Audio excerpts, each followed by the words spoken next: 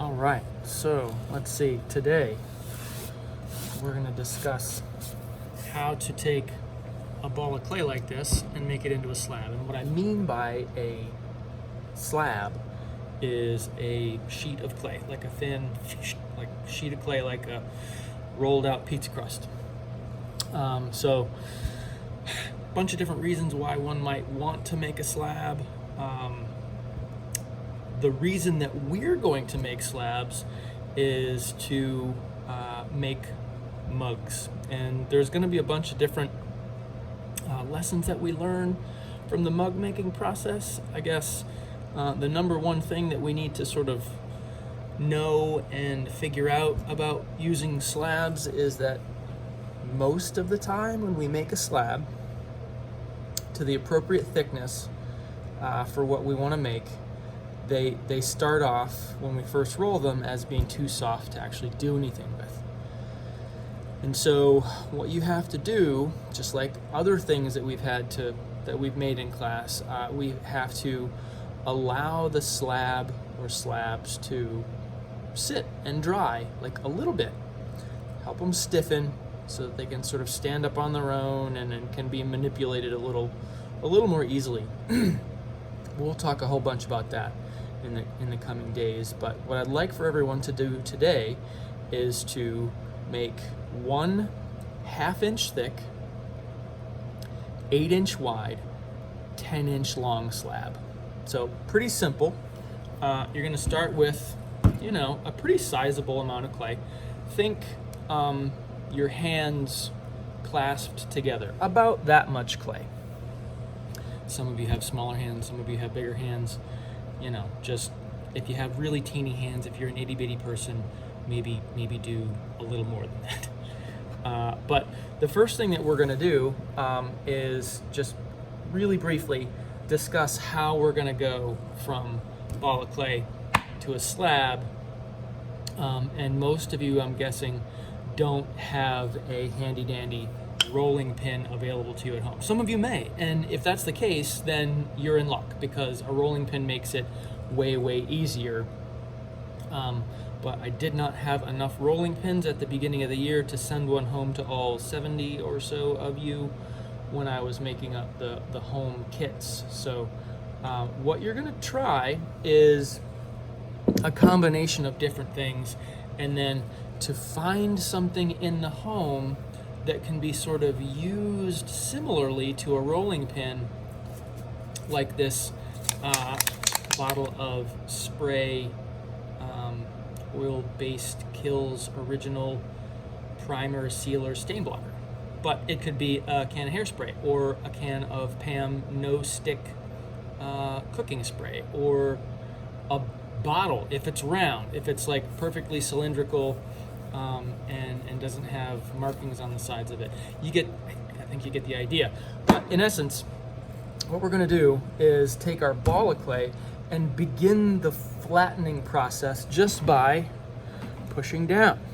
And we're doing this on our board, not on like a Formica tabletop or any sort of stone tabletop or anything that's going to like seal to the clay and suction cup to the clay, because then it's hard to peel up. And what you'll notice is as I flatten like this over and over again, I'm going to pick it up and flip it, and then flatten it some more. Now, you could also do that, which is really noisy and doesn't really do much of a better job. So we could stick with just gradually, with the big flat part of our palm, both hands together, just gradually going around and flattening. Now, if I want for this to be 8 inches wide and 10 inches long, I'm going to have to start sort of like adjusting the dimensions of this, because it's getting kind of round, and I want for this to be more ovular or rectangular when I'm done cutting it and trimming it. So what I'm going to do is just sort of push it in one direction and flip it in that same direction.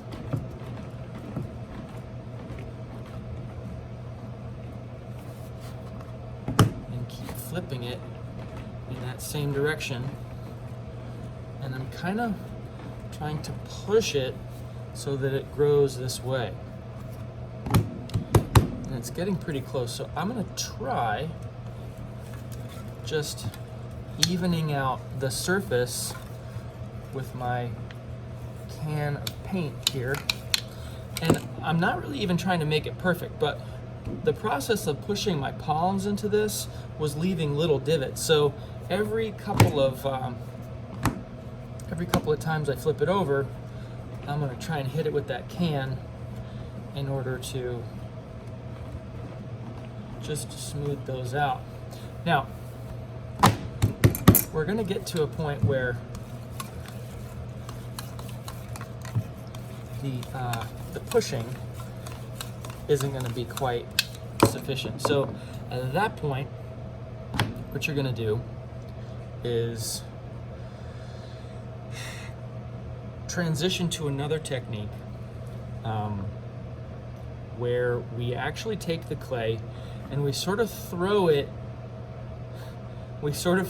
against the table in such a way that it elongates as it hits the table. And what that looks like is like this. And what you may notice is that I'm not just throwing it flat down. What's happening is that when I let go, the edge that's farthest from me hits first. And as it lands like this, it stretches a little bit in the direction that I throw it. So if you notice, every time I throw it, it gets a little longer this way. Now I know I want this a little bit wider too, so I'm gonna widen it by doing the same thing, but in affecting the width. And we will need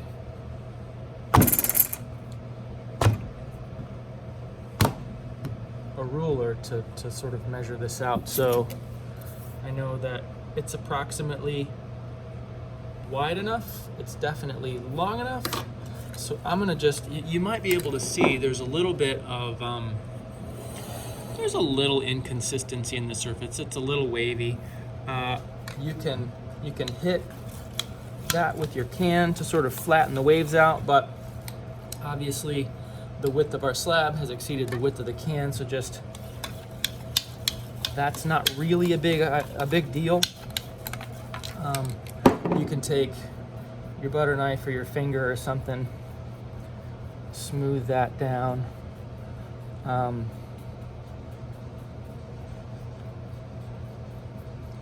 that's actually, it's better than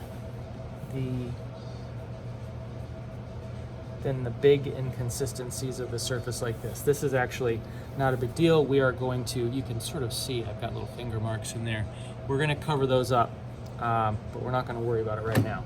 What I wanna talk about is how to cut a nice rectangle. What I normally do is I'll start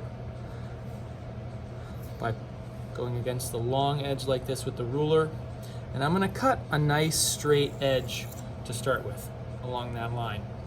And I'm going to measure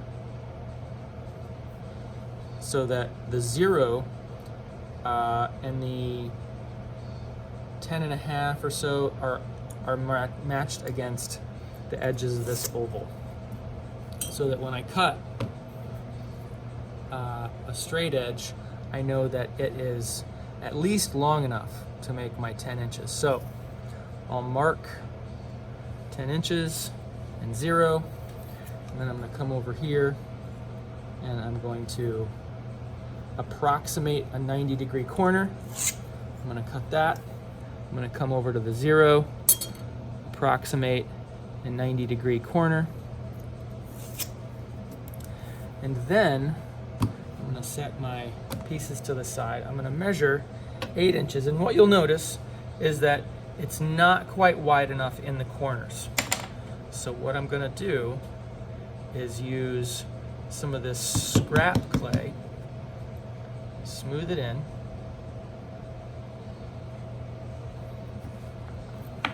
and then I'm going to roll that in, and it's gonna widen it to to where it's big enough to do what I want for it to do. And you might say to yourself, but Meineke, you didn't score it. You didn't add water. Well, in this instance, where I'm taking two pieces of clay and I'm rolling them together to become one, it's actually enough compression to where you don't need to add water or score it. In fact, if you were to have put water in between the two pieces, it would have slid all around and not joined the way that you wanted it to. So I'm going to flip this over, same thing, and then I'm going to measure again. Wide enough, long enough,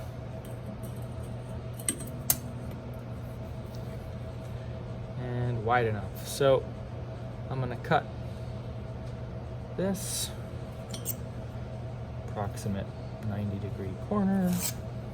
Same thing down here, and it's actually gotten a little strangely wide that way because of the way that it was rolled. And then I'm going to measure. 8 inches is right out here, 8 inches is right there. So I've gotten it just wide enough. And this is my 8 by 10 inch rectangle that I can then sort of spend a few minutes cleaning up. And once you're done with that and you've smoothed it out and it's ready to sort of move on to the next step, what you're going to do is actually leave this out for 30 minutes or so in order for it to stiffen a little bit. And then tomorrow what we're going to do is move on to the next step. But you can't leave it out overnight, obviously, because we're going to make a mug out of this, which is going to entail curling it up into a cylinder and making a bottom and putting a handle on it. So you do want to wrap this in a plastic bag or two overnight and store it nice and tight. So this is your goal for today. I wish you luck, and please, as always, ask questions if you have them.